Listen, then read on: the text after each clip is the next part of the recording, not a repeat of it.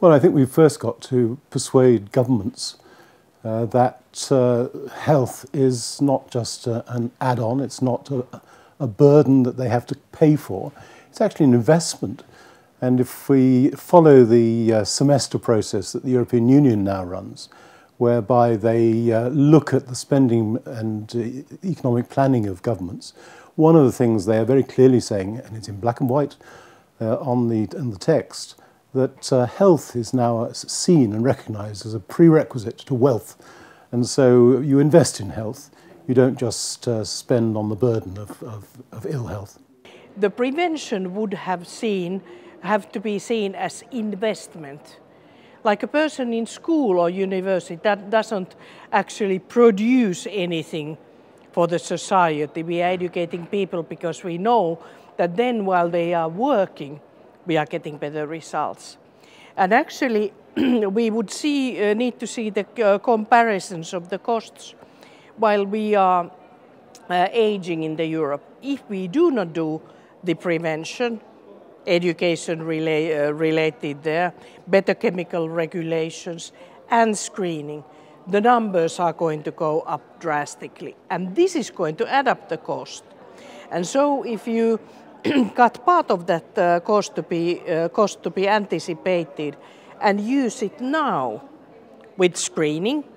I think it's always very difficult to change existing healthcare systems, and a lot of vested interest is involved. But I do think it's also the role of the policymaker to shape the policy in such a way that there are also incentives for these changes to happen. And this involves, again, talking to all the stakeholders to make sure that people see the added value of this change. And I think in the end, that's the only way that you can really convince people to move forward and to move ahead in a new direction. When shifting resources from treatment to prevention, you actually make something which has a short-term cost, but a long-term impact in terms of reduction of cost.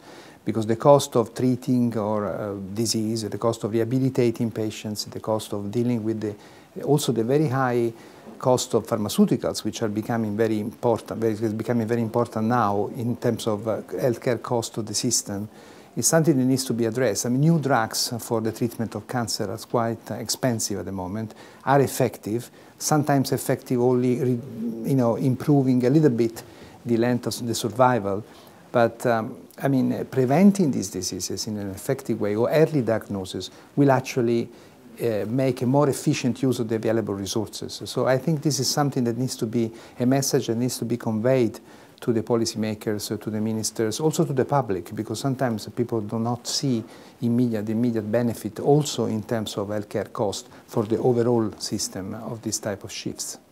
I'm not sure I agree with your initial hypothesis here. I think the answer to your question lies more in putting together the right systems rather than shifting a lot of resources from one end of the spectrum to the other.